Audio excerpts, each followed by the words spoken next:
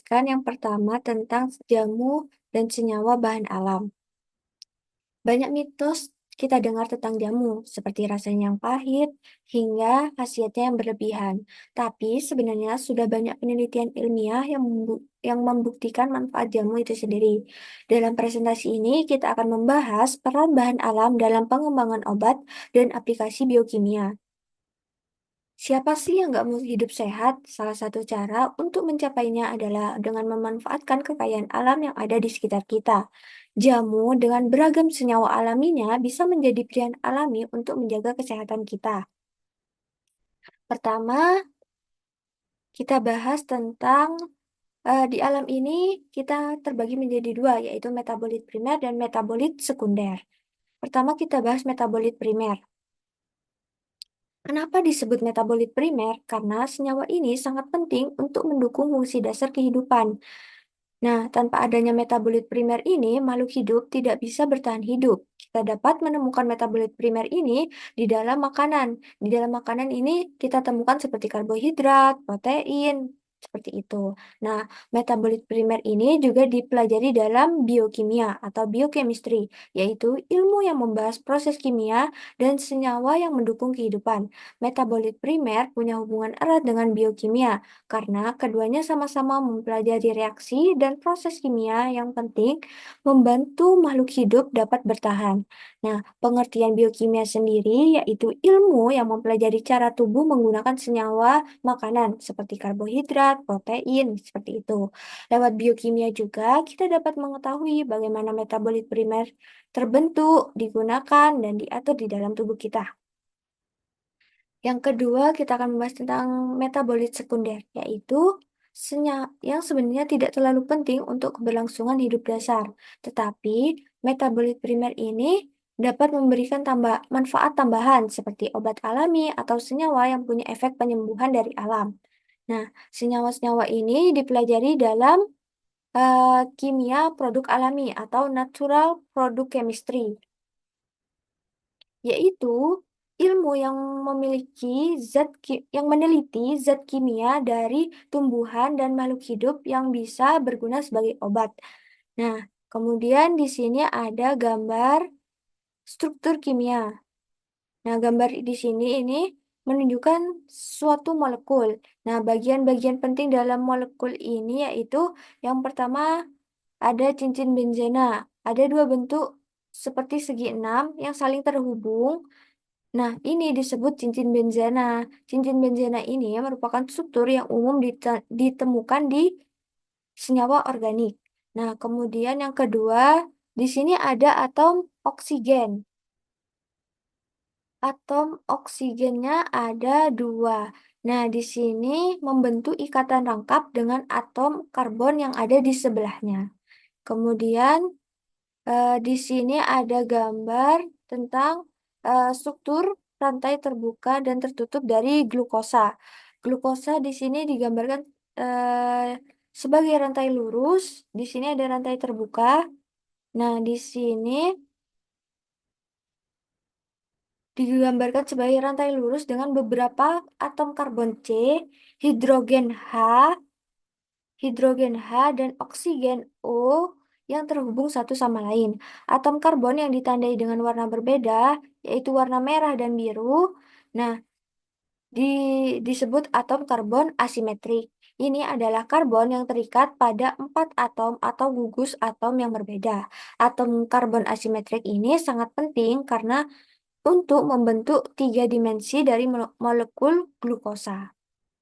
Kemudian di sini ada struktur cincin. Nah, glukosa juga bisa membentuk struktur cincin. Struktur cincin ini terjadi karena atom oksigen pada gugus hidroksil atau min OH pada karbon kelima berikatan dengan atom karbon pada gugus karbonil C dengan rangkap 2O pada karbon ke-1. Struktur cincin ini lebih stabil dibandingkan struktur rantai terbuka, sehingga glukosa sering ditemukan dalam bentuk cincin di alam.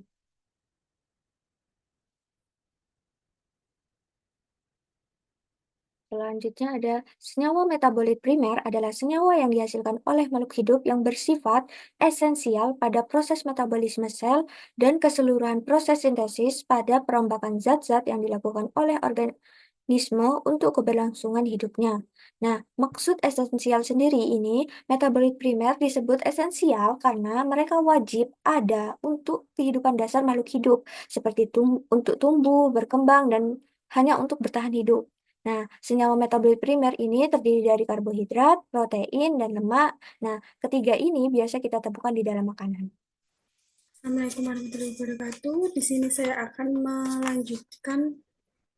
menjelaskan PPT slide keempat, yaitu bahan alam. Bahan alam sendiri dapat didefinisikan sebagai komponen atau substansi kimia yang merupakan metabolit sekunder atau sekundari metabolit yang dapat berupa komponen tunggal atau murni hasil isolasi maupun yang masih berupa campuran komponen dalam bentuk ekstrak atau sediaan kering dari bagian tertentu atau keseluruhan dari suatu organisme baik tumbuhan, mikroba, ataupun hewan yang dieksplorasi dan dimanfaatkan. Nah, bahan alam di sini merupakan komponen suatu zat kimia yang dihasilkan oleh makhluk hidup, seperti tumbuhan, mikroba, dan hewan. Nah, zat-zat inilah yang sering disebut dengan metabolisme sekunder. Nah, apa sih metabolisme sekunder? Metabolisme sekunder itu berbeda dengan metabolisme primer yang sudah dijelaskan oleh rekan saya di slide sebelumnya. Untuk metabolisme sekunder itu memiliki contoh seperti flavonoid, alkaloid, dan terpenoid. Dan metabolisme primer itu memiliki contoh seperti glukosa, protein, dan lemak.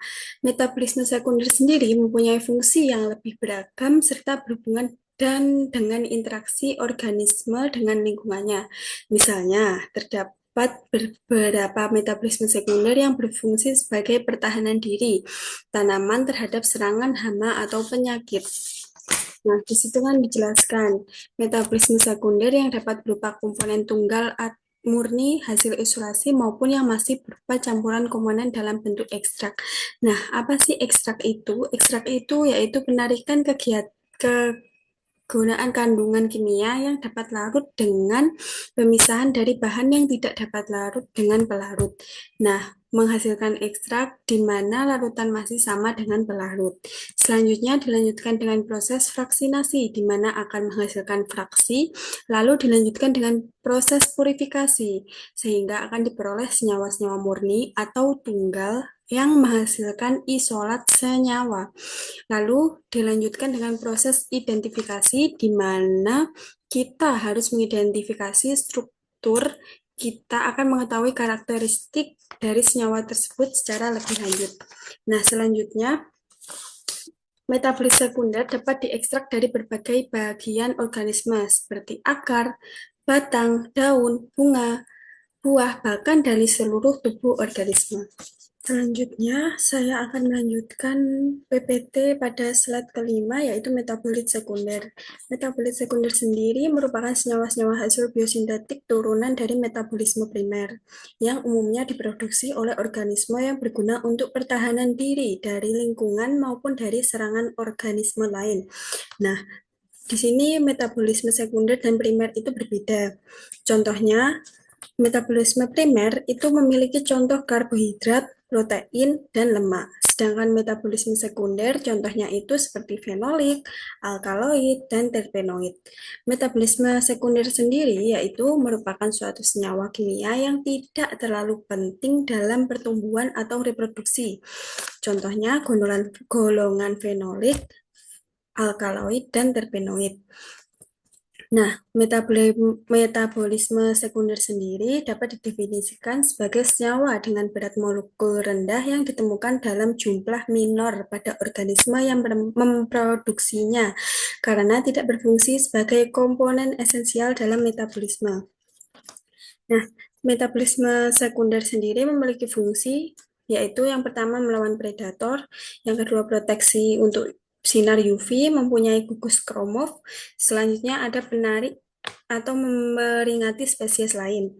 Golongan metabolisme sekunder ini yang dikejar itu produk chemistry natural atau bahan alam untuk melawan predator atau material toksik yang dimana memiliki sifat anti kanker, lalu untuk pengobatan tersebut akan diatur dosisnya oleh anti diabetes. Contohnya, senyawa toksik, misalnya kita mengambil sambiloto, nah di situ kan ada Andrographis paniculata. Nah, itu kan termasuk senyawa aktifnya. Dan itu termasuk golongan Andrografolida yang termasuk ke dalam termasuk toksik. Jadi kesimpulannya metabolisme sekunder itu dia bukan senyawa yang digunakan untuk pertumbuhan dan memiliki fungsi toksik yang dapat digunakan sebagai alat anti kanker. Selanjutnya ada fungsi dari metabolisme sekunder. Di sini terdapat sebuah bagan yang menunjukkan fungsi-fungsi dari metabolisme sekunder. Nah, di sini ada bagan metabolisme sekunder yang terbagi menjadi tiga fungsi, yaitu yang pertama fungsi pertahanan, yang kedua proteksi UV, penyimpanan N, yang ketiga yaitu penarik. Nah, di pertahanan ini terbagi menjadi tiga, yaitu herbivora atau predator, yang kedua mikroba atau virus, yang ketiga yaitu tumbuhan yang berkompetisi. Nah, metabolisme sekunder sendiri merupakan titik awal dari bagan yang menunjukkan bahwa semua fungsi yang akan dijelaskan berasal dari senyawa kimia. Fungsi Fungsi dari pertahanan sendiri yaitu fungsi utama metabolis sekunder yaitu untuk melindungi tumbuhan dari serangan organisme lain seperti herbivora, predator, serangga, moluska, vertebrata, mikroba, dan serta tumbuhan yang berkompetisi. Selanjutnya ada proteksi UV dan penyimpanan N. Metabolisme sekunder juga berfungsi untuk melindungi tumbuhan dari radiasi sinar UV yang berbahaya dan membantu dalam penyimpanan nitrogen. Selanjutnya ada penarik. Penarik memiliki fungsi menarik organisme lain yang menguntungkan bagi tumbuhan seperti serangga, penyerbu, hewan penyebar biji, dan bakteri bintil akar yang membantu dalam fiksasi nitrogen. Dalam pertahanan sendiri terbagi menjadi tiga, yaitu herbivora, metabolit sekunder dapat berfungsi sebagai penolak atau peracun atau penghambat pertumbuhan bagi hewan-hewan pemakan tumbuhan. Yang selanjutnya ada mikroba atau virus. Senyawa ini dapat menghambat pertumbuhan dan bahkan membunuh mikroorganisme yang bersifat patogen bagi tumbuhan. Yang selanjutnya ada tumbuhan yang berkompetisi, yaitu metabolik sekunder dapat menghambat pertumbuhan tumbuhan lain di sekitarnya, sehingga tumbuhan yang memproduksinya dapat memperoleh lebih banyak nutrisi dan cahaya matahari. Selanjutnya ada proteksi UV atau penyimpanan N nitrogen. Proteksi UV, beberapa metabolisme sekunder berfungsi sebagai filter dari sinar UV untuk melindungi sel-sel tumbuhan dari kerusakan akibat radiasi. Selanjutnya ada penyimpanan N. Metabolit sekunder di sini dapat berperan dalam penyimpanan nitrogen dalam bentuk senyawa organik sehingga nitrogen dapat digunakan oleh tumbuhan saat tumbuhan tersebut membutuhkannya. Selanjutnya ada penarik, serangga polinator. Metabolisme sekunder menghasilkan aroma atau warna yang menarik serangga untuk membantu penyerbukan. Selanjutnya ada binatang penyebar biji. Senyawa ini dapat membuat buah menjadi menarik bagi hewan sehingga biji dapat disebar ke tempat yang lebih luas. Selanjutnya ada bakteri bintil akar. Metabolis sekunder di sini dapat menarik bakteri yang dapat membentuk bintil akar dan membantu tumbuhan menyerap nitrogen dari udara. Dan yang terakhir ada spesies yang adaptif, yaitu beberapa hewan telah mengembangkan kemampuan untuk menoleransi atau bahkan memanfaatkan metabolisme sekunder tertentu, sehingga mereka dapat memakan tumbuhan yang mengandung senyawa tersebut. Mungkin seperti itu yang bisa saya jelaskan. Kurang lebihnya mohon maaf. Wassalamualaikum warahmatullahi wabarakatuh. Baik, untuk selanjutnya kita akan membahas produk farmasi dari bahan alam. Misalnya berupa obat-obatan atau suplemen yang dibuat dari bahan-bahan alami. Kita ambil contoh kunyit. Kunyit sering dijadikan sebagai bahan alam yang digunakan untuk membuat jamu karena eh, kunyit mengandung kurkumin yang dapat mengatasi peradangan, nyeri sendi, dan meningkatkan sistem imun. Dilanjutkan dengan bahan baku obat, segala jenis zat, baik alami maupun sintesis. Sintesis sendiri dibuat di laboratorium yang digunakan untuk komponen utama dalam pembuatan obat. Dilanjutkan dengan bahan eksiten atau pembantu. Bahan tambahan yang digunakan dalam pembuatan obat-obatan. Bahan, bahan eksipen atau pembantu ini digunakan untuk meningkatkan volume, memperbaiki sifat fisik, memfasilitasi proses pembuatan, dan menjaga stabilitas obat. Dilanjutkan dengan sediaan jadi. Produk akhir dari suatu proses pembuatan obat yang sudah siap digunakan oleh pasien. Sediaan jadi telah melalui berbagai tahapan, meliputi produksi, pengujian, pengemasan, hingga memenuhi standar kualitas dan keamanan yang telah ditetapkan. Contoh dari sediaan jadi, misalnya tablet, kapsul, sirup, salep, atau injeksi. Jadi untuk selanjutnya kita akan membahas terkait bahan baku obat. Merupakan bahan-bahan yang digunakan dalam pembuatan obat-obatan. Untuk obat sendiri itu ada dua, ada obat tradisional maupun obat modern. Di sini kita akan membahas terkait sintesia, bagian tertentu yang digunakan sebagai obat yang belum mengalami pengolahan. Untuk simplisia sendiri itu dapat dikelompokkan berdasarkan asalnya. Ada simplisia nabati yang berasal dari tumbuhan, baik itu dari akar, batang, daun, buah, bunga, dan biji. Nah, dilanjutkan ada simplisia hewani, berasal dari hewan, itu contohnya dari sarang burung walet, madu lebah, tanduk rusa. Dilanjutkan ada simplisia mineral, berasal dari mineral alam, itu contohnya belerang dan batu bara.